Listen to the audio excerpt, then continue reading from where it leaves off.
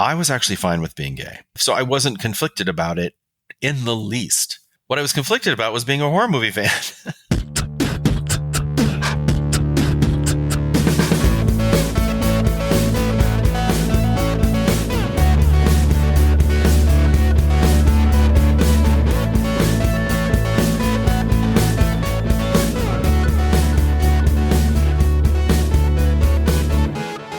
Hello, my LGBTQTs, and welcome back to another episode of A Jaded Gay.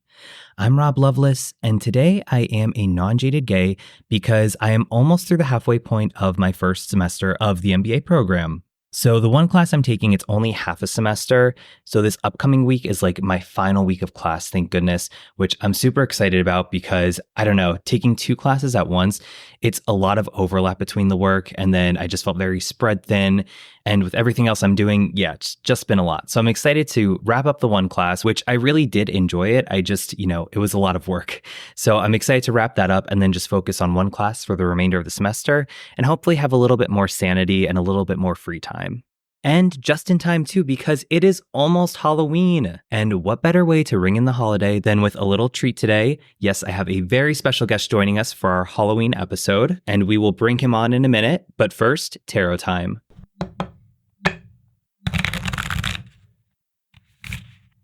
So for this episode, we drew the 8 of Wands. Wands, it's tied to the element of fire, it's masculine energy, so it's action-oriented, and it's typically tied to passion, creativity, and sometimes sexuality. And in numerology, 8 represents infinity, success, and power. So if you think about it, the number 8 looks like the infinity symbol, so our energy is constantly flowing without end and inspiring us to take action. And when we draw the 8 of Wands, it's telling us to go with the flow and ride that wave of energy. We have the freedom to move ahead with our plans, so we need to use the momentum of this card to carry us forward toward our goals. Just like how 8 is reminiscent of the infinity symbol, this energy is constant, so we don't want to try to resist it.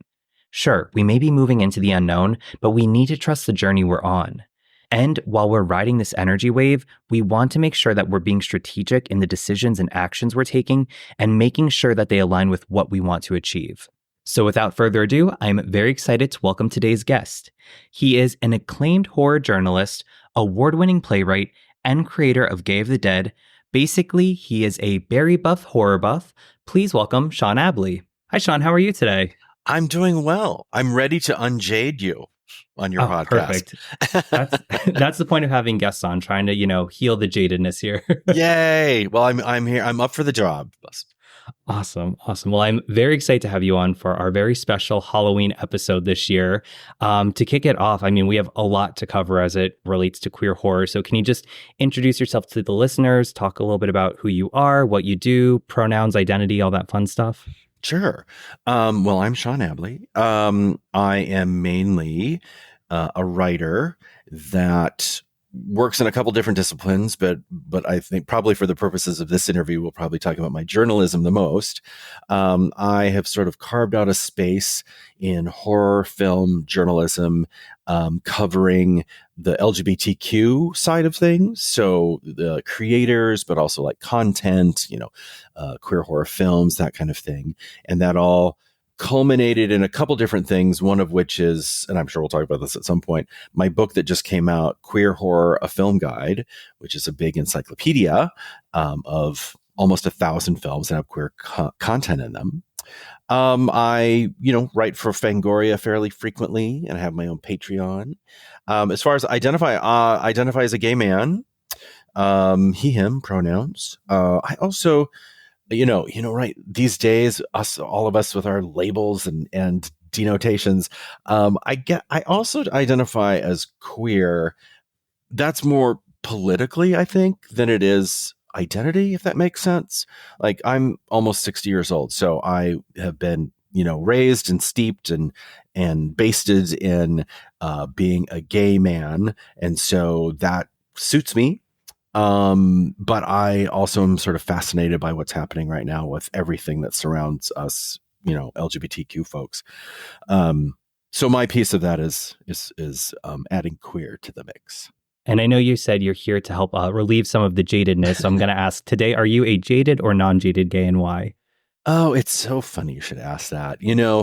I have become sort of the hippie that I never thought I would become, right? Like I grew up like I was born in the 60s and grew up in the 60s and 70s. And so I saw, the counterculture happening and I grew up in Montana. So I grew up in sort of a conservative part of the United States, but I had liberal parents. So I saw a distrust of the government and things like that, sort of outside of my reach, right? Like this is a group of people over here that have that view. They seem sort of fringy to me as a child. I'm firmly in that category now. I uh, um I don't know if I'm jaded. I'm just because I think I'm a little too pragmatic to be jaded. Like I see the maybe the problems with our systems that we have in place, but I also know that we're sort of inextricably just connected to them. And so rather than think about that 24/7, I look for the ways that I can make it the best for me and for, the people around me, if that makes sense. So jaded, I don't think so. But what would be I can't even think of the word that I would use. Just like, um, I don't know. I've just settled into sort of what we have. I fight it when I can. And, like I was high atop the mountain of gay marriage, marriage equality, worked on those campaigns, saw change actually happen. Right. It feels like we may be in a time where systemic change on that level may be impossible. Um, so I don't know if that makes me jaded. Maybe it just makes me a realist. But I think that, you know, within that framework, I remain hopeful in being able to sort of carve out lives that will give us joy within that. And I think too, to your point of, going from marriage equality to where we're at today, it's sometimes feels like a pendulum, swinging each way forward and backward. And I think just like that, we can go through phases of jadedness and non-jadedness along with the time. So definitely feel the swinging back a little bit of the pendulum, but fingers crossed for a more non-jaded future. I hope so. You're right. I mean, it's very cyclical. It's just that right now, the cycle also includes things like social media. Never, I mean, every generation says this, never before have we been able to communicate as quickly and as effectively as we have right this second. And 5 minutes from now, it will be even more so. And so, we're sort of privileged to be alive at a time when there's just seismic change in how we do things. And, yeah, so I, it's, you listen to the pundits say, well, the election of 19 something was very nasty as well. And blah, blah, blah. I'm like, yes, but technology is different and the way we live is different. So it's harder for me to draw parallels to previous cycles than maybe it would have been even 10 years ago. Definitely. It's communication and social media, blessing and a curse. It's great to connect, but it also exacerbates some of the tensions, I guess, we're seeing in the world. Mm-hmm. Agreed. Well, moving from one scary subject to the next, queer horror. Like I said at the top, we have a lot to cover, but I do want to start off with your career. So you are a screenwriter, journalist, writer, a founding member of the Factory Theater in Chicago, and an award-winning playwright. And I think that's just kind of the tip of the iceberg there. So can you give us an overview of your career from start to present? Sure. Like I said, I was born in Montana, and from the earliest, I was a bookworm as a kid. My parents read.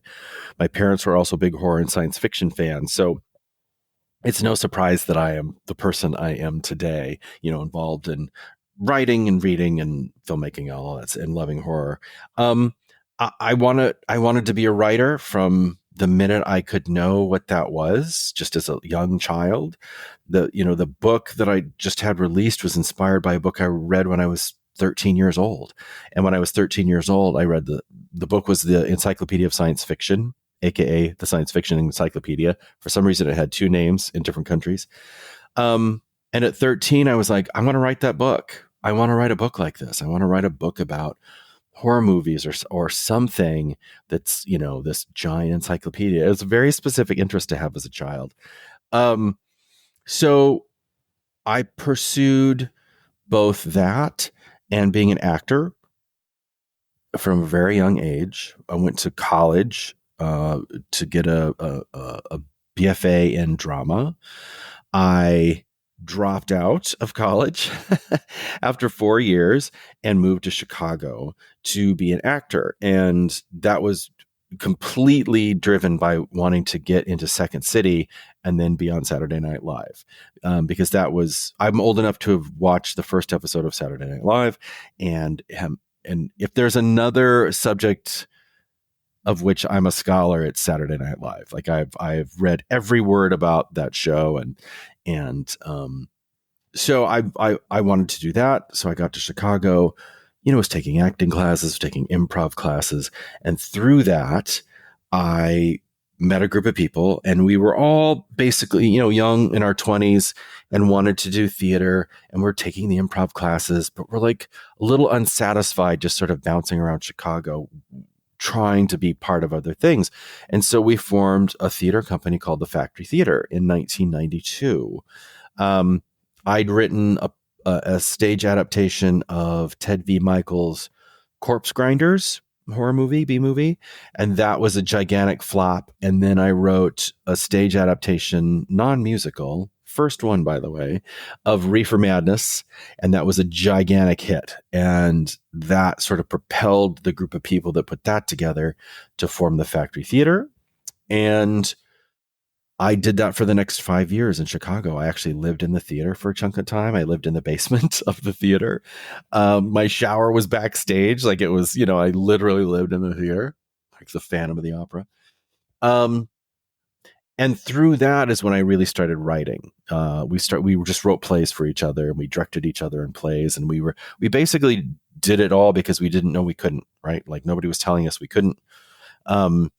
And our theater became a huge success. And suddenly all eyes in Chicago were upon us like they were with other,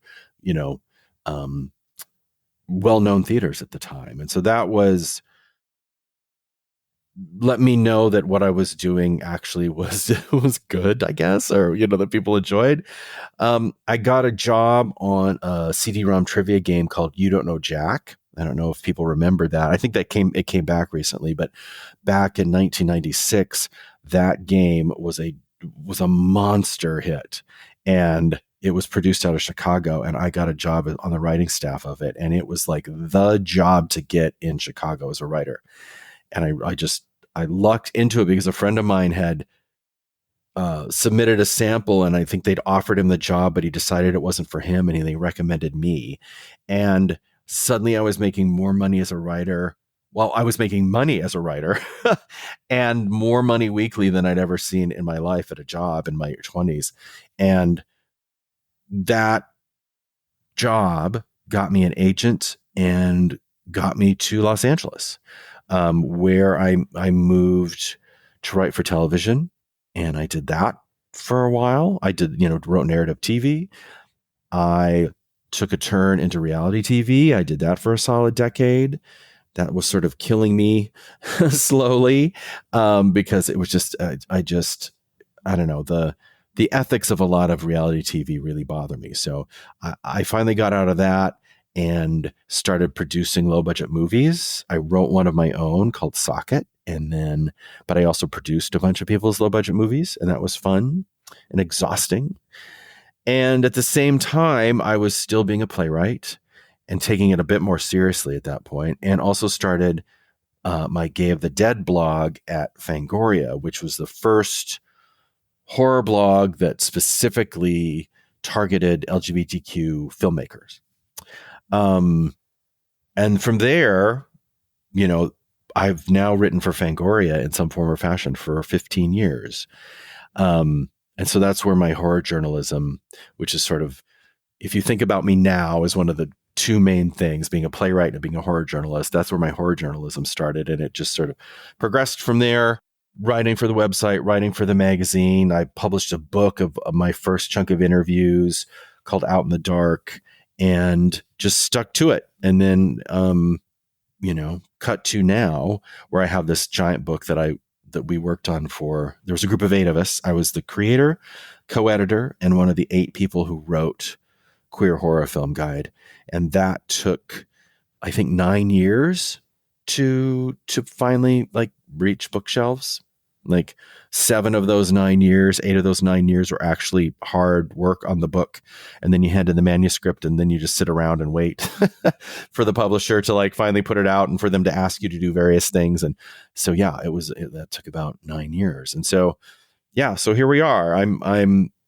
If you know me now, even though I do have a very like, I was on another podcast and they listed everything like you just did. And I was like, oh yeah, I guess I have kind of written everything at some point or another.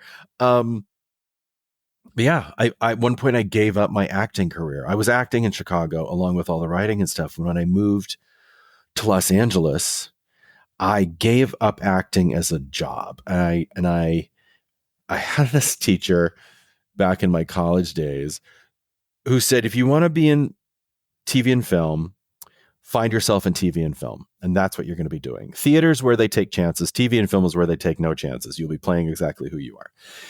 And like in the month before I moved to Los Angeles from Chicago, I saw this commercial and it was a fat guy dancing to the song Maniac from the Flashdance soundtrack because he loved El Paso tacos. And he looked like me. He was like sort of gingery and, baby faced at the time. You can't see me, but you can see me, but the audience can't see me. I have a giant beard now, but sort of baby face, sort of chubby ginger back then. And I literally in that moment thought, I don't want to be the fat guy dancing because he loves tacos. Like, it's not that I look down on that work. I just don't want to have to fight for that job. Like, I don't want to be in a room with 10 other people and we're all trying to get that job. I just felt like my ego, and not like big-headed ego, but just sort of my like mental well-being would take too many hits trying. And if I was going to do that, if I was going to like put myself out there and like take the hit for rejection, I didn't want it to be for something like that. I wanted it to be for my writing. And so I made a very conscious decision when I moved to Los Angeles to sort of give up my acting career. Yeah, so that's sort of where I am. I mean, that's so long-winded. I hope people stick with it. But yeah, that's where I am now. That's amazing. And you kind of touched upon this, in your origins of your horror writer career, but you grew up in a household where your parents both loved horror and sci-fi. There was the sci-fi encyclopedia, and you said how you wanted to write a book like that when you were about 13. Did you ever see your career going this way where you become a horror journalist and throughout different medias, whether it's movie, podcasting, book, play, that you're incorporating horror stories in that? Yeah, I think I'm lucky enough, and it took a long time. I mean, this book just came out, but I think I'm lucky in that, to me, it was an inevitability. Like, I wanted to do that. I wanted to write a book like that. And I knew that someday I would write a book like that. And, along the way, I like submitted I started submitting articles to Famous Monsters magazine and Fangoria magazine when I was like, well, I think Famous Monsters, I literally sent something to them when I was like 11. And, a couple things to Fangoria over the years that they rejected. But I just felt like inevitably this will happen. And so I just stuck to it. So yeah, I guess I did see this, eventually happening. I don't know, maybe I'm not unique in this way, but I couldn't see a future that didn't include what I wanted to do in it. Like, you know what I mean? Like, it just didn't seem like I couldn't imagine a future where I wasn't being a writer. Like, that just doesn't, even now as I'm sitting here trying to think like, if it all ended tomorrow, what would it look like? And I can't do that. And maybe that's, I don't know, maybe that's some sort of neurodivergence. I don't know, but it just felt like eventually it was happen. So it did. And all through my career, when I became a playwright, a ton of my plays have horror influence in them, horror and comedy. And then when I started writing for TV, it was shows like So Weird for Disney or the Sabrina animated show, or all these different pilots for the people who did like Rugrats, and all of them had some sort of like fantastical or horror or science fiction sort of angle to them. So yeah, it's always, and now as an adult playwright, my stuff all has fantastical and science fiction conceits. So yeah, I don't know. I don't know if it's, I mean, I think it's just in my blood, right? It was never a, I'm choosing this. It's, I'm going to write, and that's it. And then that's what came out. And it's like once you know what your passion is, you never drift too far from it. Like you may venture into new territory a little bit, but you're still orbiting that initial passion. 100%. You know, I joke that I have nothing to fall back on. You know, when I was pursuing acting, I went to college for it. I didn't, you know, I had a minor in dance. If you see me now, just know that, you know, 35 years and 100 pounds ago, I was in a production of A Chorus Line. But yeah, again, it just seemed like an inevitability. And so I didn't prepare for anything else. Yeah. So just, and I guess some people call that single-minded, but to me, that implies a purposeful or a deliberate mindset. To me, it was just the default. Well, I'm glad you kept your focus on that because I mean, I'm biased, but I've watched some of your work leading up to this and reading, you know, Queer Horror, a film guide. And I mean, I would say that you are a resident expert on all things queer horror. So it's been really fun watching those films you were talking about, again, going through the Queer Horror, a film guide. So with all that in mind, with your 30 plus career of incorporating horror into your work, how would you define horror? That's interesting question, because for the longest time I didn't know how, and it seemed like everybody had such smart answers. But I think I've settled on every horror movie, almost every horror movie, has one thing in common, and it's an ordinary person in extraordinary circumstances. And for the person to survive the extraordinary circumstances, they have to become an extraordinary person. And sometimes they don't. P.S. They don't all end well. But to me, that's horror, and it really. And the more that I sort of, you know, I've been talking about it a lot more now that this book is out, I realize that one of the reasons I'm drawn to horror is, you know, I can't think of a better sort of analogy for being a queer kid in a small town, right? Like you know, you're in extraordinary circumstances, you're an ordinary, what you believe is an ordinary person.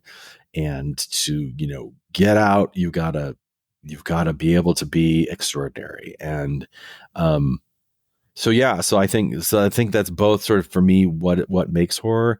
And it's also what makes me drawn to it as a human being. You talked about your relationship with the horror genre previously. Can you tell us a little bit more, though, about some of the early works you did and what inspired you to fuse horror in there, even if it might have not seemed like the most popular genre to go with? Well, it's funny because one of the earliest things that I did in high school, you know, I was in the drama club and we were going to put on a variety show and write sketches. And I remember a sketch that I wrote was it was like a TV show where you could write in and have them do something to your request, and one of them was to make a pair of cowboy boots out of E.T. And so the action was going to be like taking an E.T. doll, you know, one of those bigger ones, and like cutting it up on stage. I mean, that's like my freshman or sophomore year in high school.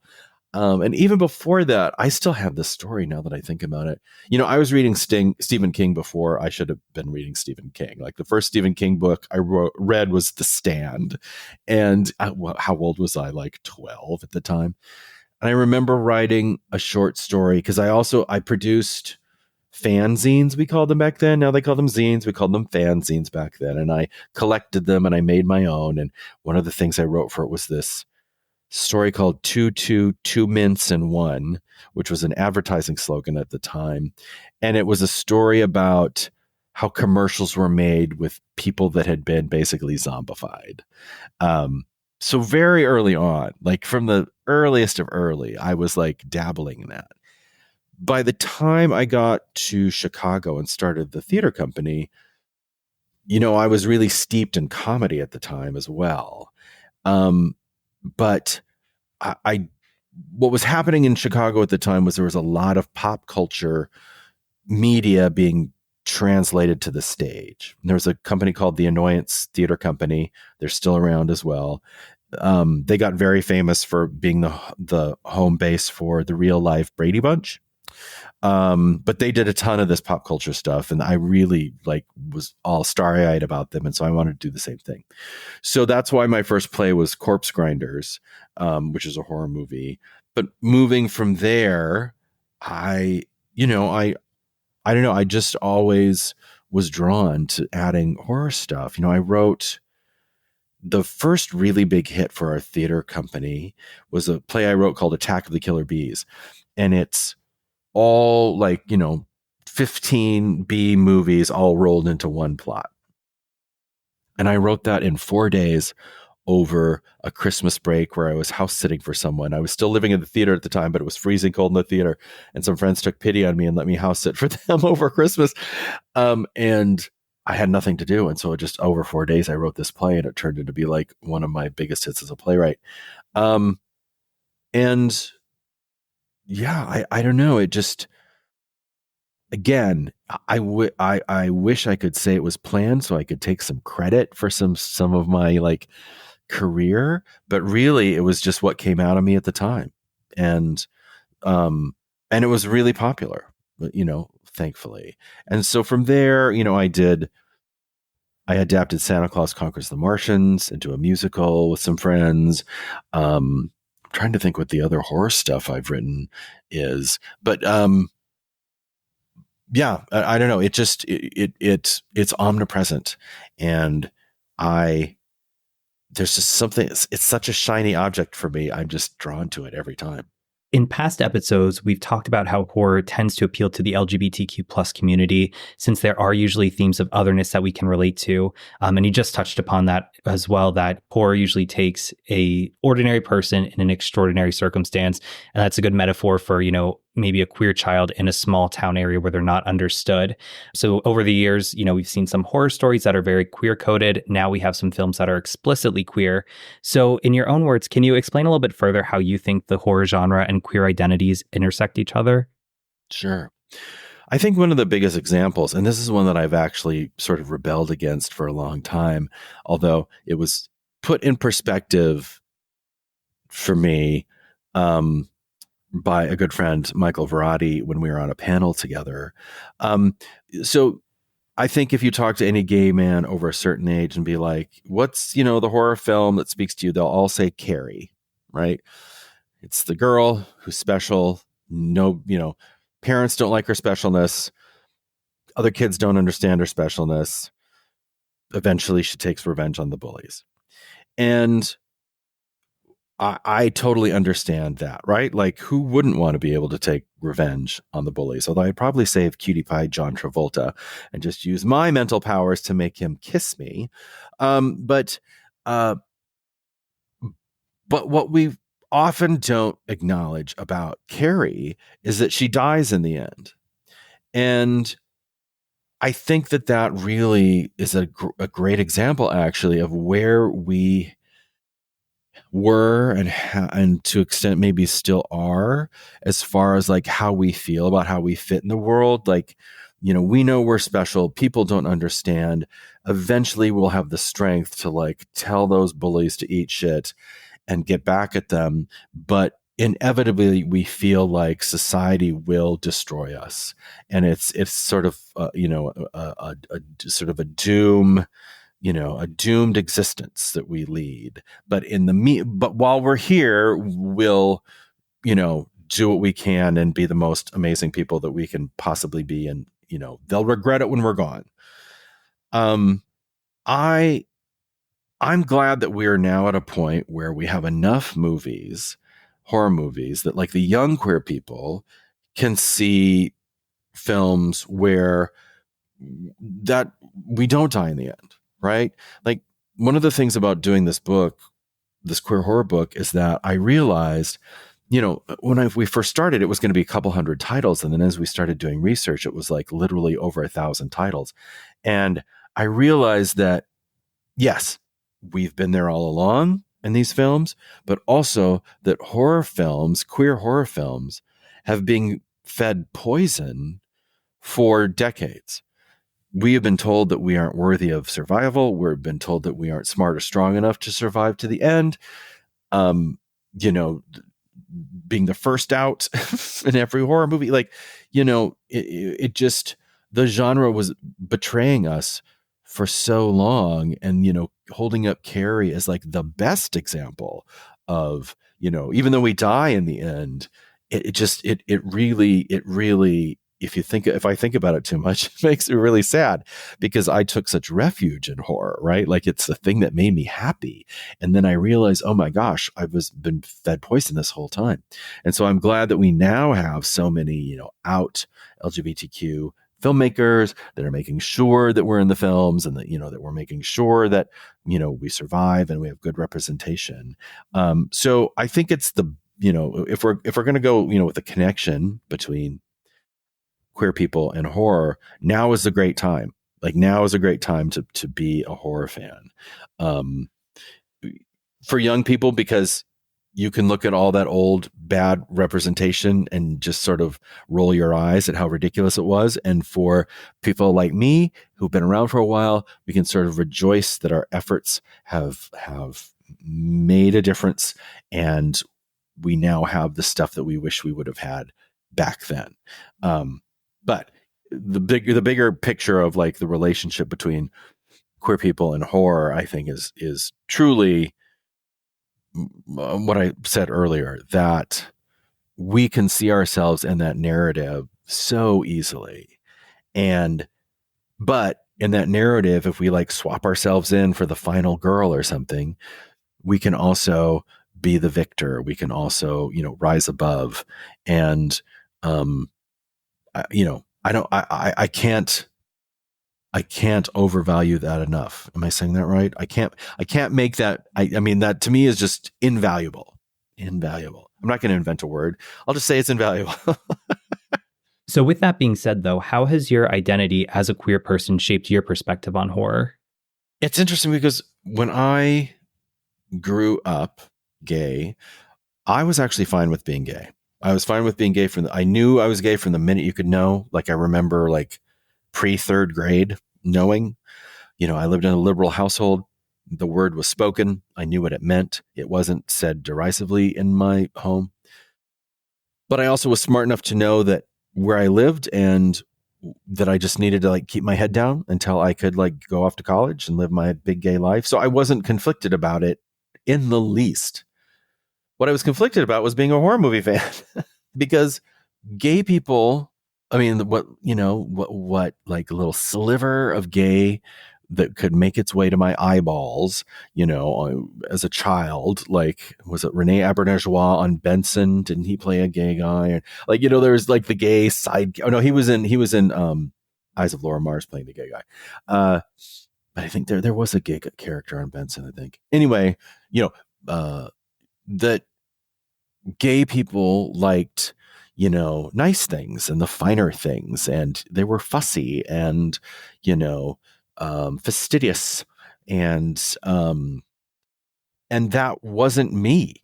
I liked, I flipped open the first issue of Fangoria and saw, or maybe it was a second issue, pictures from a Herschel Gordon Lewis movie, like, with somebody laying on the beach with their brains ripped out, and watching grindhouse movies that I could get my hands on, and I just thought, I'm the only gay person who likes this. No gay people like this.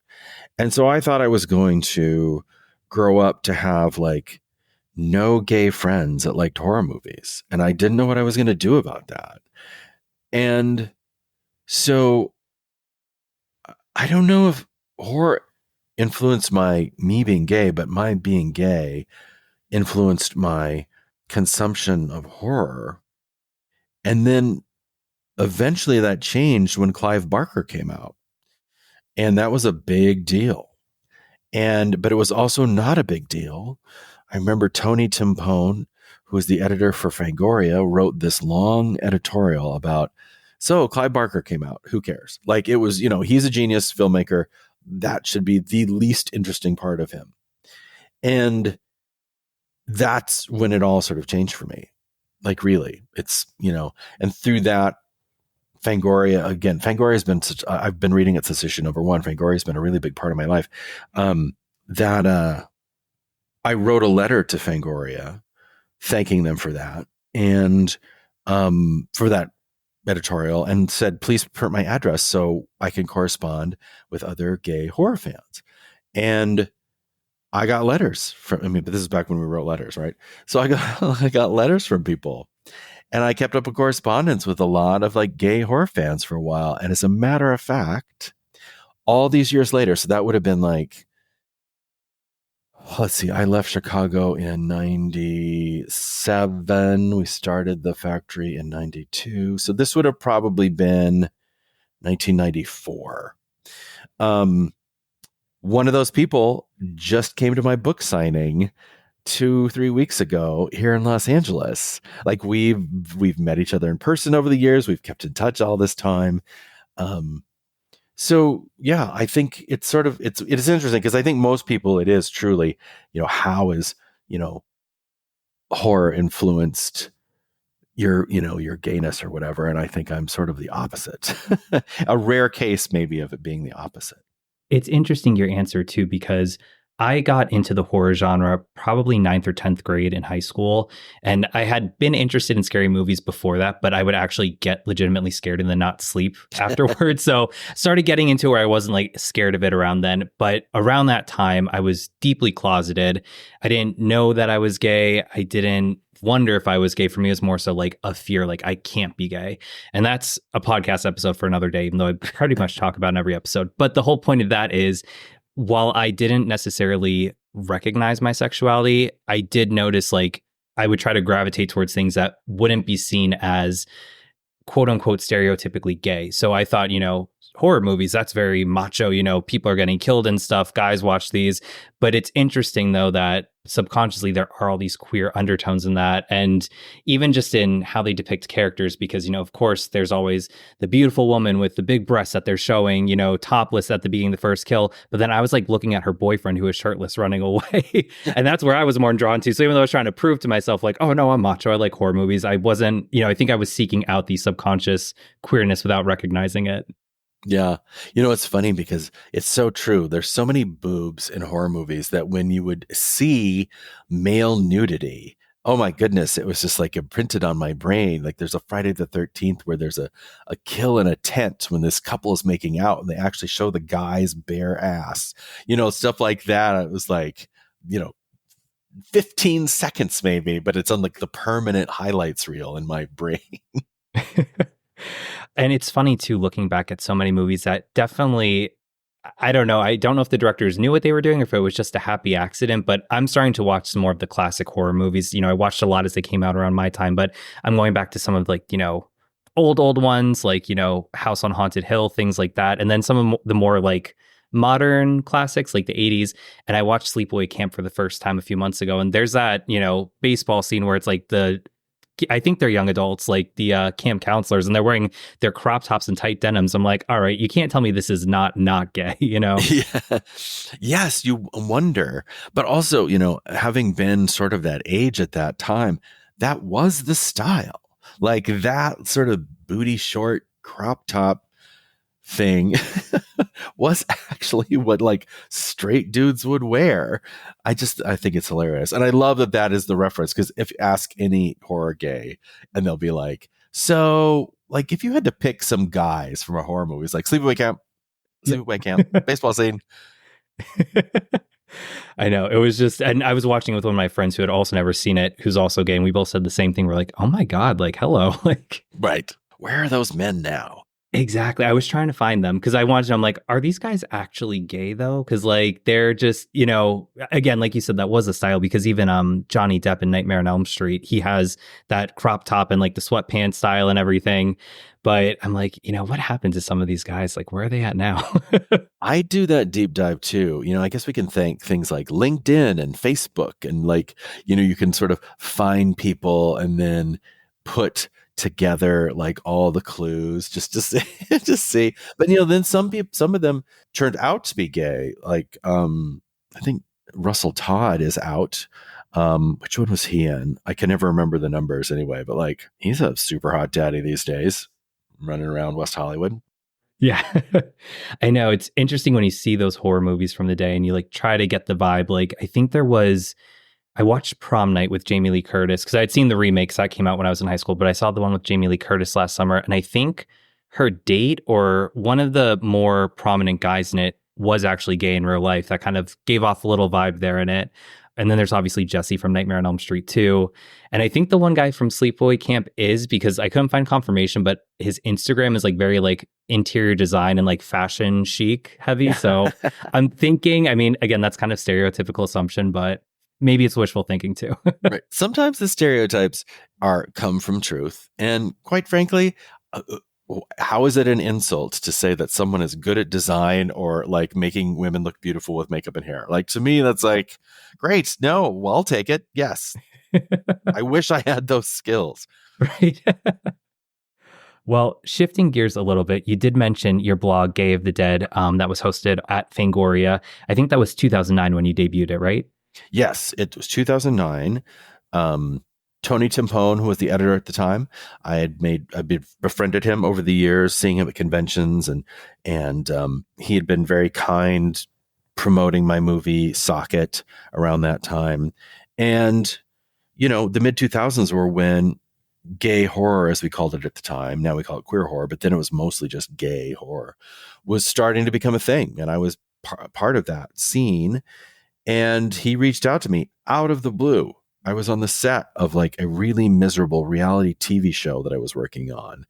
And I just was like, ugh, this is the worst. And I got a text and he's like, give me a call. And I called him. He's like, I'm literally on set, like over in a corner, like, what's up? And he's like, how would you like to write a gay horror blog for Fangoria?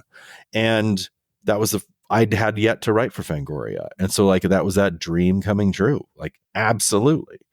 Yeah. And it started, and I didn't know exactly what I wanted it to be. If you look at the first, I mean, it's not online anymore.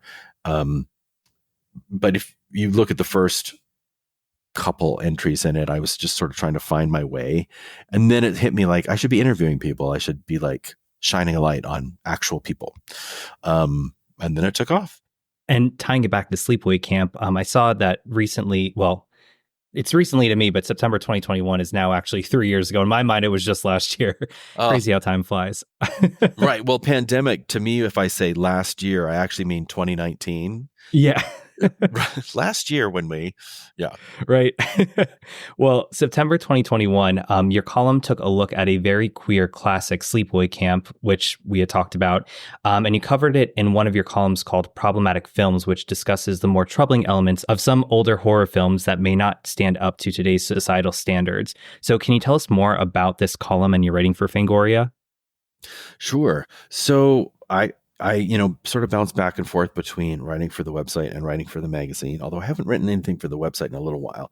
But that column was, I am against films being sent to film jail, but I also acknowledge that sometimes things we love have an expiration date. But also sometimes things that we felt were problematic at a time now may not be so. Like, a film is preserved in amber as a piece of art, but the viewing experience, the way we consume it, is not, because, literally every second we're changing, every 5 minutes every minute we're changing. So we're a different person. So society is different. So the context within which we see art is going to color how we, consume it. And so my goal with that column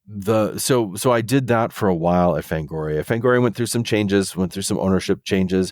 I moved on for a little bit to like writing for like Shock Tilly Drop and Blaster and a couple other Chiller TVs, their website. And then I came back to Gay of the Dead recently-ish, um, because so back in the day when I first started the blog, finding filmmakers to go on the books as queer in an interview was difficult. I really had to work to find these folks.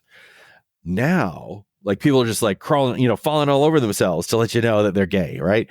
And so I saw an opportunity to not only go back and re-interview all my original subjects, but then of course add to them. So that original book had, well, the original book had not only filmmakers, but it had authors and it had actors. And that was honestly to fill out the book. Like that's how few people I had to put in the book. I had to the publisher wanted me to put authors in there and I put actors in there just to sort of fill it out. So taking out the authors, taking out the actors, I had like maybe 20 interviews in the book of filmmakers. And now Gay of the Dead has transformed to a Patreon, which will eventually be a book. And right now in the queue, I have 50 interviews and with a bunch more that I haven't even touched, like people I haven't even approached yet, like another dozen probably. So yeah, I saw an opportunity to like, let's do something with this. And so the Patreon, Gay of the Dead, the Patreon is me rolling out the next book chapter by chapter each week. So for $5, you get 4 chapters of the book. And then the book should be published mid 2025. This version is also, I'm calling it a coffee table zine because the layout, it's like a coffee table book. It's got tons of photos and stuff, but I'm doing the design and I am a design enthusiast. I'm not a trained like a graphic designer, but I know my way around some Photoshop and stuff. And so I'm basically putting together a book that I think looks fun and has great content with these interviews, some of which span from back in 2009 to like being updated like yesterday, like they're career spanning interviews. Yeah, and I'm really loving it. I have to say, I'm really enjoying like talking to all these folks and having people be so much more open. I don't know. It just makes me feel good. It also makes me feel like I've been in this for a long time. When I think about having written for Fangoria for 15 years, like what else have I done for 15 years? That's awesome. It sounds like you've built quite a community within the horror genre there, especially queer horror, between, starting off in 2009 when it was difficult to find those queer creators to now, like you said, having them crawling to let you know, like, hey, I'm here, I'm queer, put me in your book. And in addition to some of the community building there, in 2014, you also created the queer horror panel at San Diego Comic-Con. Can you tell us a little bit more about that? Sure. I'm trying to remember how. So Prism Comics is the organization that sort of facilitates that with Comic-Con. And Ted Avendheim reached out to me, and I'm trying to remember, honestly, I can't remember how we made contact, but somehow he knew that I was like the queer horror person and asked if I wanted to do a panel. And I said yes. And so I think that first panel was Jeffrey Reddick, Brian Fuller, who else was on? Was JT Seaton on that one too? I'd have to look at. There's a photo, and Guinevere Turner. Forgive me if I'm forgetting you on that panel. Mark Bessinger. Anyway, so I just reached out to the people that I knew and were like, "Hey, do you want to be in a panel at Comic-Con? You get a free pass." And it had never been done before. Andy Mangel's Gays and Comics, gay comic panel had been going on forever, but there wasn't a lot of, gay content at Comic-Con. And so they approved the panel and they put us in a room that was like I don't know if you've been to San Diego Comic-Con, but it's in their convention center. And it was in a room that was like literally like the suburbs of the convention center, like the furthest away from anything you could possibly be near. Like it was so far away. And, my expectations were low. They never done it. Like, who's going to come to see this? And the room was packed with people. And I hadn't even announced like Brian Fuller, who was like the most famous guest. Like he came, he literally just showed up I'd asked him, but I hadn't gotten a response yet. And he just showed up on the day. So we weren't even like riding on the fact that like super famous people were going to be there. It was just the subject matter. And it was so great. I can't tell you how great it is to be in a room full of gay nerds and your gay nerd safe space. Like I could proudly consider myself one of them. And it was just really great. And we had such a fun time. And it was needed. It really like the light bulb went off, like this is needed. Right. And when people talk about, there's a lot of discourse about, is it a horror community or is it just a fandom? I say community. I feel like it's a community. I feel like you can't feel anything but being a community when you go to these panels. And yeah. And so I did that for several years. And then, I went to grad school. And so I handed it off to my friend, Michael Verratti. Michael, that's your second mention. If you're listening, second mention today. And he took it and ran with it. And he, continues to make it like a must see panel every year. I got invited back to be on the panel this summer. Because Michael's one of the contributors to the book as well. And so we were there to promote the book and stuff. And so again, room packed, they sold out. They had to like not let people in. It was so fun. It's one of, I went back to Comic-Con for the first time this year. Pandemic killed it for a couple years. And also it just gotten so big that it was not as fun for me. I don't necessarily love crowds, and the internet ruined being able to get any sort of deal in the vendor room. Like if people don't sell it there, like back in my day, when I first started going to Comic-Con, they didn't have an option to sell this stuff online. And so you could get real deals like on the Sunday. Right. And so I'd stopped going, and I was only going to the smaller ones like the Anaheim or Long Beach. But I went back for this, and it was just so great because what I'd forgotten about Comic-Con was that everybody's there to have a good time. Everybody's in a great mood. Like it's not, if you're there to look down on it or like be superior to the nerds, you will not have a good time. And you can tell, like, you just look like the biggest asshole in the world if you're like there, like rolling your eyes. It's nerd safe space. And it just, not to get too woo woo about it, but it really was what I needed at the moment. Just being like filled with this community of like weirdos all being their weirdoest because you can there. And I don't know. I just love it.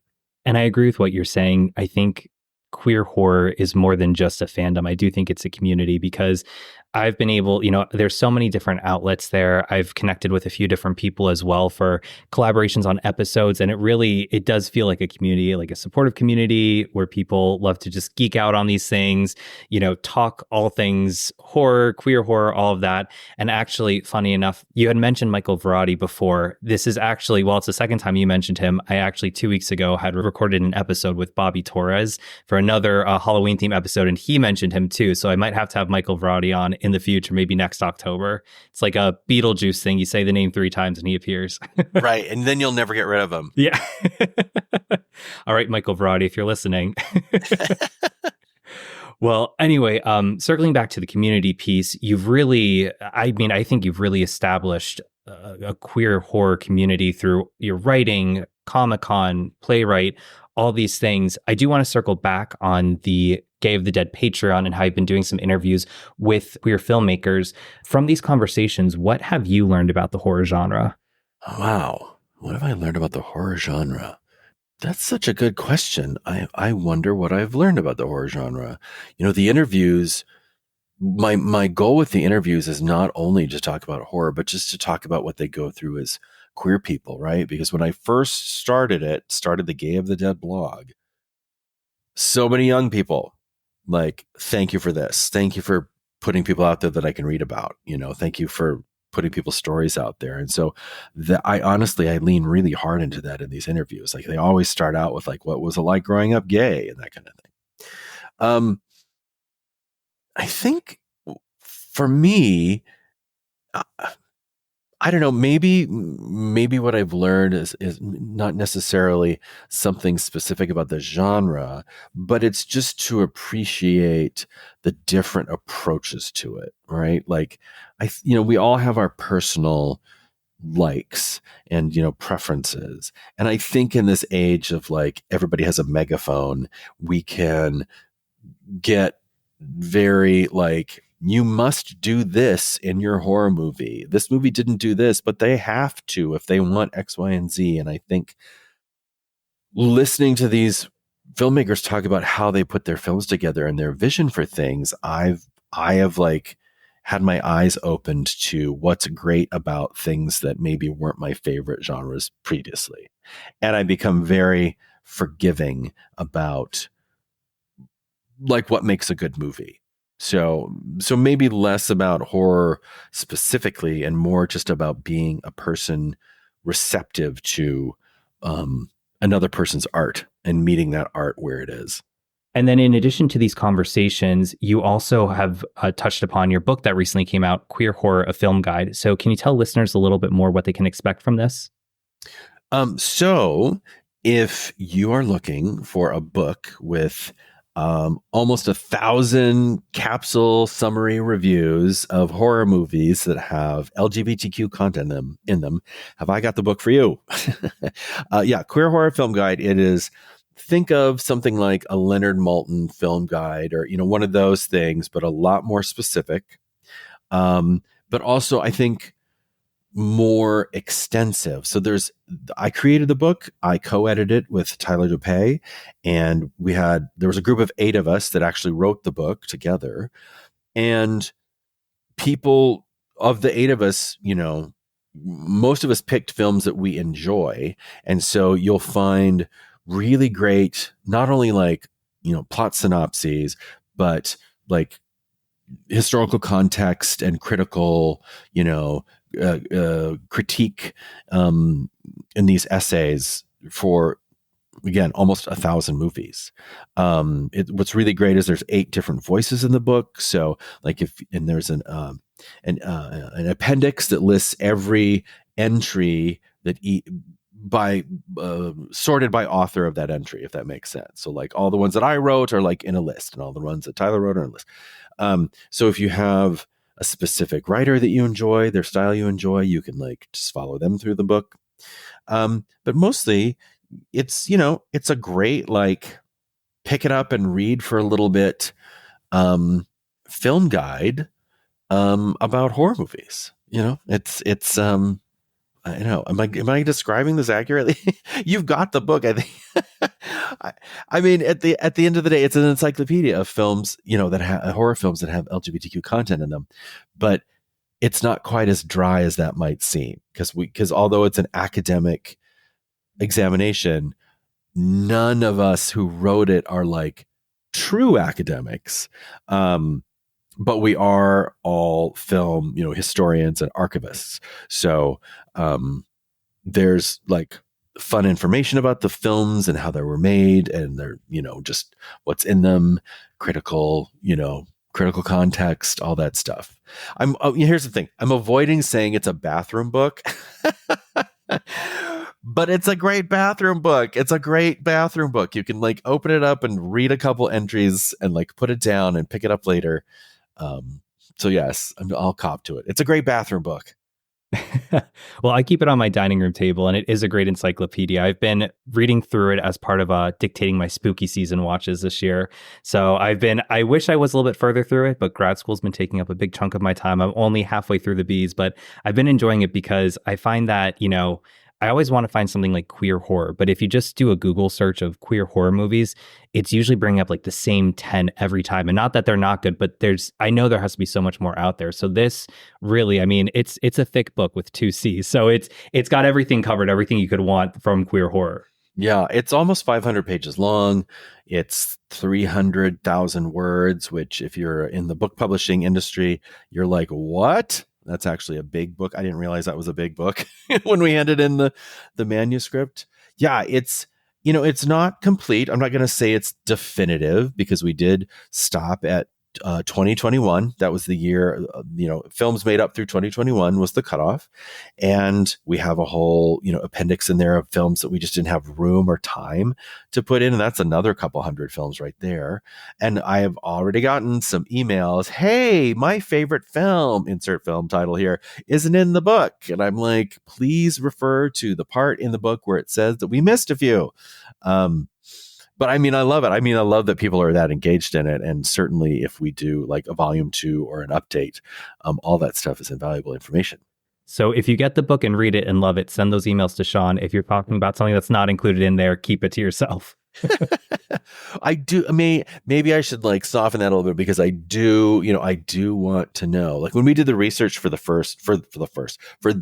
book, like it was just us combing the internet, right? Like just like for taking recommendations and just like it was just to find titles, right? So we got 1,000 of them, but we weren't probably as methodical in the beginning as maybe we should have been. Yeah. So I don't know. I don't want to downplay our effort because they were gargantuan. And the internet is the Wild West, so it's hard to get a rope around that. But so yeah, we just combed the internet and got to a point where we're like, people need what we have right now. Awesome. And shifting gears a little bit from your work to just you as a lover of the horror genre, how do you celebrate spooky season? Because I'm also Irish and I kind of look at it almost like, and I'm also gay. So I look at like St. Patrick's Day, Pride, and October sort of the same way. It's like, I'm this all year round. So now it's amateur hour. You know what I mean? For spooky season, the one thing that I do every year, now I'm doing things a little differently because I'm, a content creator, and I put that in the most like, eyeball rolling air quotes I can possibly put it in. I'll be doing like like during Pride, I did a bunch of, gay horror movie recommendations, and I'll probably be doing a bunch of movie recommendations for October. But on Halloween itself, I either kick my husband out of the house or rent a hotel room. I watch horror movies only from the minute I wake up until like 2-3 o'clock in the morning, just one after another. And I have a big bowl of Halloween candy, and I have sugar soda, and I have frozen pizza and tater tots. Like I have all the like garbage, teenage kid food, and stay in my pajamas all day. And that's it. That's like, it's like Christmas morning / day for me. I just literally indulge in that. And I can't, like, alone. I spend it alone. I don't go out. I don't go to the parties. I just stay home and watch all the horror movies. And it's I'm an introvert by nature, and it's just one of my favorite days of the year, quite frankly.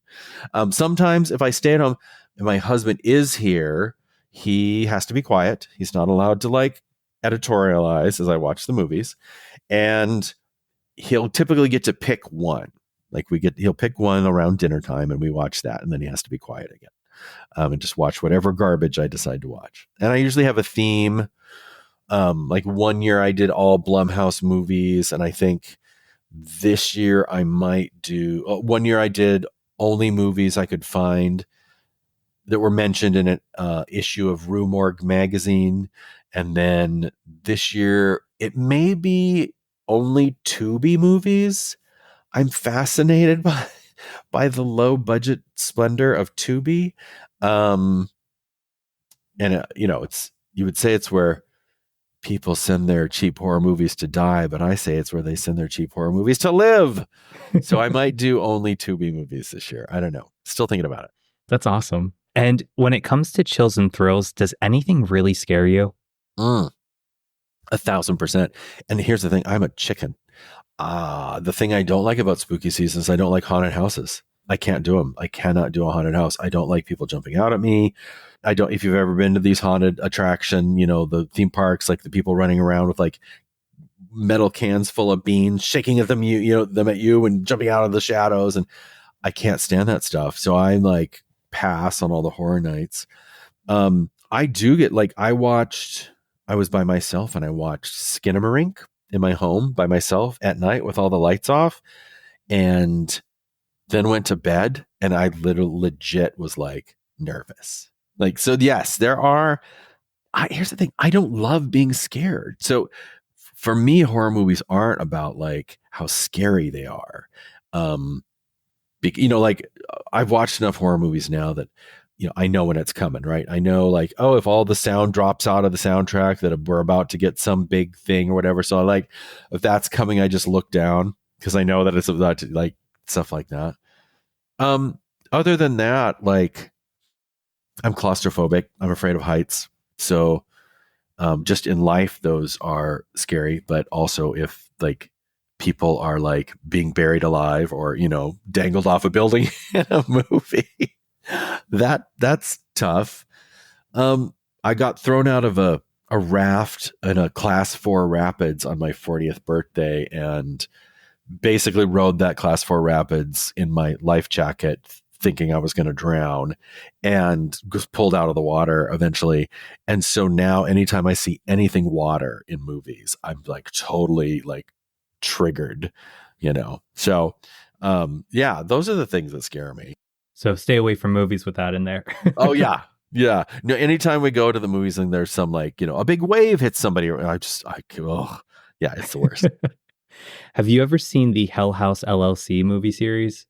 Oh yeah, they're in the book. Okay. There's one of the I think they're up to 4 now, right?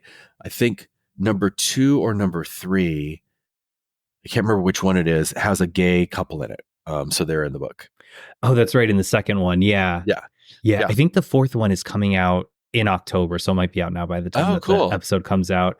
But I found them recently. My friend and I watched them, and we watched the 3rd one too, where it's have you seen the 3rd one with the house and the clowns moving around in there? Yeah. I don't know what it was. Something about that freaked us out. My friend actually ended up staying over my house that night. He stayed in my guest room. I stayed in my room because we're like, neither one of us can like sleep in our houses alone in our 30s, but still it gave us a chill for sure. Yeah. There are movies that still just like do it to me. And it's mostly the ones that are like I said, like Skinamarink, that are a little less, axe murder running through the forest. No, not scary, but like weird paranormal shit out of my control that doesn't have like a real life analog version those are the things that are scary for me. I'll have to give that one another try because I put it on twice, but I was with friends and I'm a talker. So I like the movies where you can talk during it. Like, oh, look, that person's running from the guy with the knife. And so I wasn't really getting a semblance of the movie because my big mouth was moving too much. So I might have to try that again when it's like just me by myself and I don't have anyone to talk to. Oh, you mean Skinamarink? Yeah. Yeah. I really do think it's a solo experience, even though it's a film that's like released in theaters. If you get a chance, look up the proof of concept short that he did, and watch that after you watch the movie because it adds a little context to the movie that I think isn't in the movie. But once you see that short, you go, oh, okay, that makes more sense. I love a big swing. I love something weird, so I would never try to make people love Skinamarink, but yeah, I think it's a solo. It's definitely like a late night solo experience. Definitely. And it's shot a little bit differently too, because you're like looking up at the ceiling and you hear like whispers of people talking. It's not your standard shot video. So you really need to be like focusing in on it, I think. Yes. And when it does show stuff, it's disturbing when it does like narrow in on something. Yeah. Okay. That might be going on after this interview then. Oh gosh. It's too late. Wait till it's dark. Wait till nighttime. Yeah. All right. Well, if you get messages on Instagram from me at 3 a.m. because I'm terrified, you know why. Be like, hey, you're right. That was really scary. Shifting gears a little bit, though, we covered a lot, obviously, in terms of, the horror genre, the good, the bad, the ugly. So what would you like to see from the genre going forward? I think that really, I don't know if I want anything specific. I think it's just so the horror genre is unique in that the fans are the filmmakers, are the journalists, are the, it's the one genre where everybody can be everything and remain everything else. Like the fan can become the filmmaker and remain the fan, can be then become the journalist, like can become the, the academic. And so we can create stuff in our ecosphere. Um, and I think as we do that, obviously people come into it from the outside as well, and that's fine. But I think what I would like to see is that we continue to ask for more. I am not averse to a popcorn movie or some dumb low budget something, gore for gore's sake. I love all that stuff. And it definitely is, part of my horror movie diet, but I also love this sort of art house stuff that's coming out right now. And, I loved In a Violent Nature and Skinamarink and, these types of films that really, when we say push the boundaries, I don't mean like an extreme gore. I mean in like what you think an audience will put up with.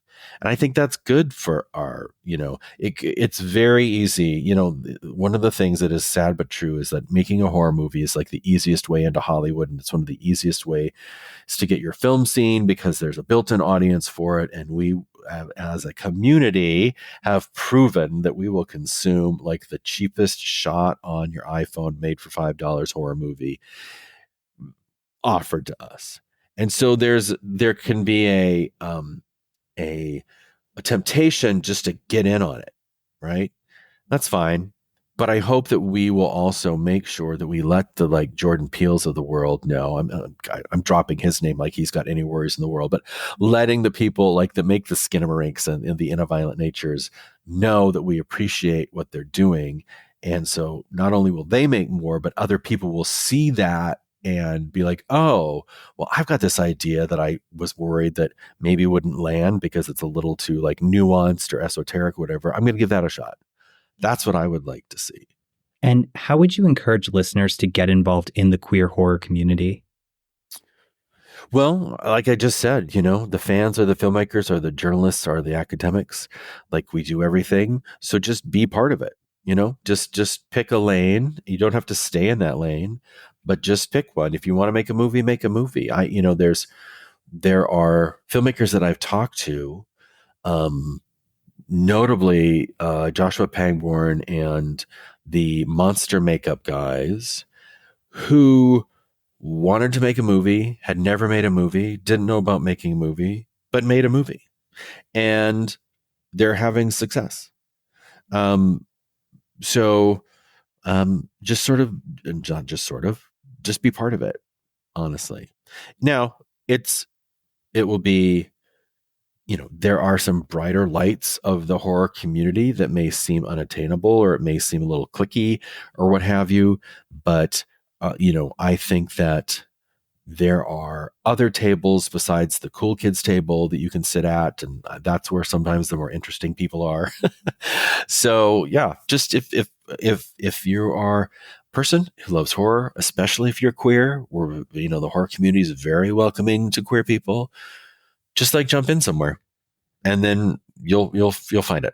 And connecting it back to the tarot, Eight of Wands, again, this is a very action-oriented card telling us to ride the wave, let the energy take us forward, don't resist it, and just trust the journey that it's taking us in the right direction. And as it relates to today's episode, don't be afraid to put yourself out there to find somebody who can match your freak. Like we talked about, there is a huge queer horror community out there.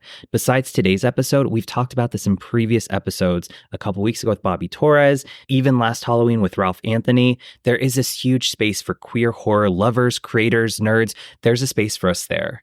You know, a lot of times when people refer to the LGBTQ plus community, they typically associate that with the queer party scene. And sure, that can be a place of community, but for a lot of people, they may not feel like they fit in there. So it's really important to be mindful of all the other sub-communities that make up this large umbrella LGBTQ plus community.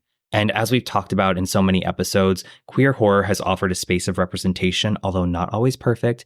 And it's really evolved today, where now we do have these different venues. Like Sean talked about, he's conducting interviews with queer film creators. He's hosted a queer horror panel at San Diego Comic-Con. There are podcasts, YouTube channels, now film guides. There is so much opportunity. So obviously the horror genre speaks to a lot of us as queer people. And it's not just something we have to sit in silos anymore, where we're watching these films and enjoying them ourselves. We can find ways to connect with others who share this interest with us. So don't be afraid to take action. Don't be afraid to subscribe to a YouTube channel or Gay of the Dead Patreon or a podcast or going to some queer horror event. Don't resist it. Let the energy flow, take that action, and really find ways to connect with others within this community. Well, Sean, thank you again so much for coming on. This was a really fun episode.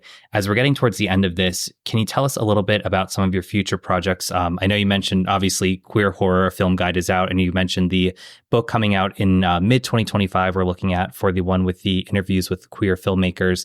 Anything else on the horizon listeners should keep their eyes open for?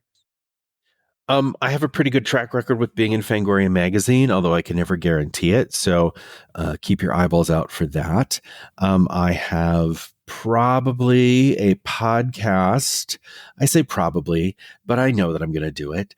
That I'm not going to give all the details about right now, but let's just say that it will be a thoughtful examination of horror movies. And yeah, that's basically it right now. As a person with a little ADHD, I always have a million projects that I think I'm going to get to, but those are the ones that I feel like are at the top of the list and will get done. And where can listeners learn more and connect with you?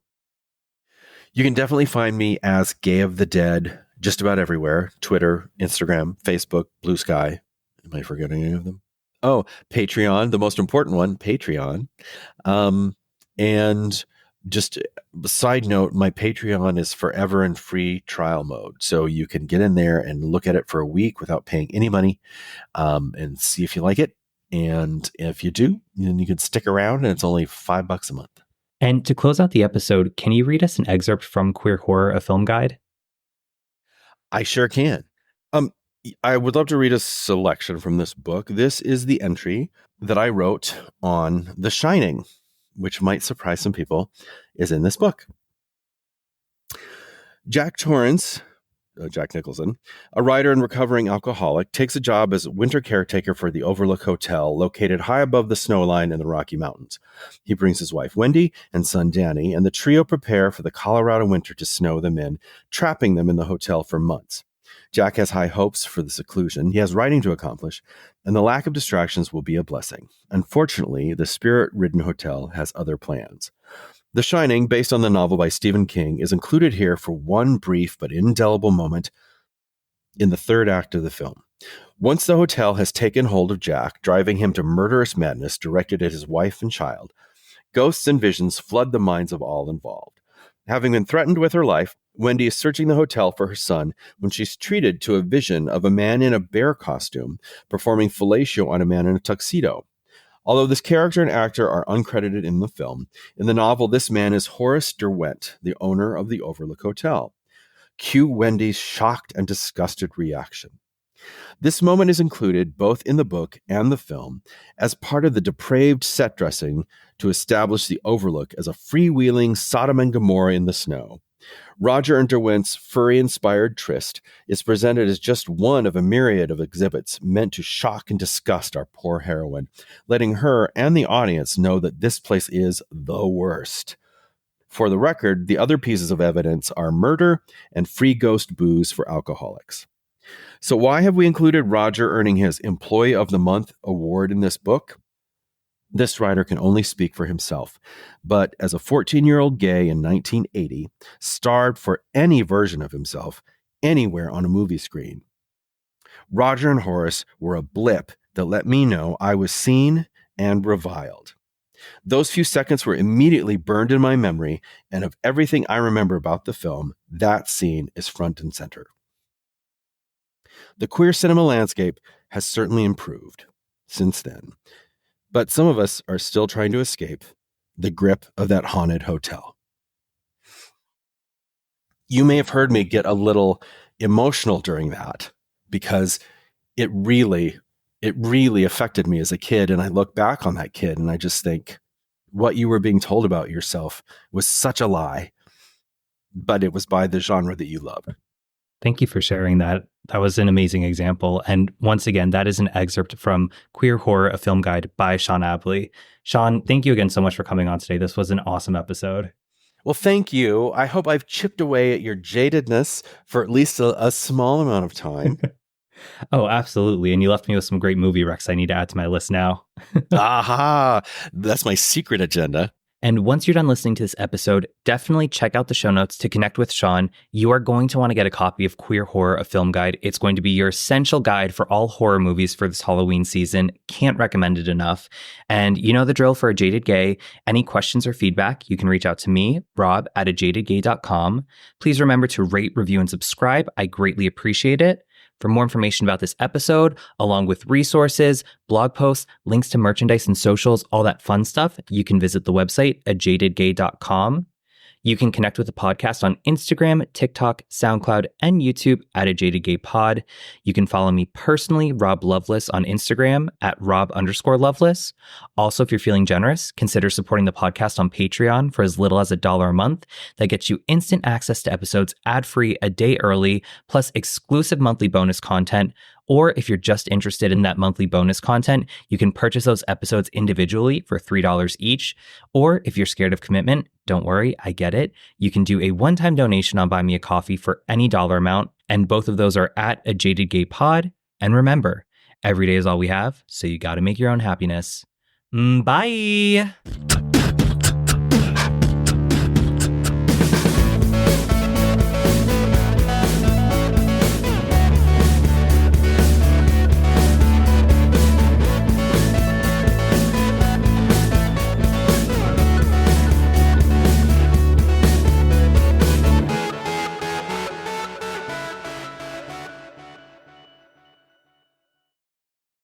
I'm a writer. Sure. I have nothing to do except my husband, who's once again making noise in the kitchen. I'm thirsty. Why is water suddenly so loud? Like, water's never loud, but only when I'm recording a podcast, it's like you're pouring, a bucket of bolts into a metal pan. I can be louder. Honey, go away. Feel free to keep that in. This is 20 years of being married.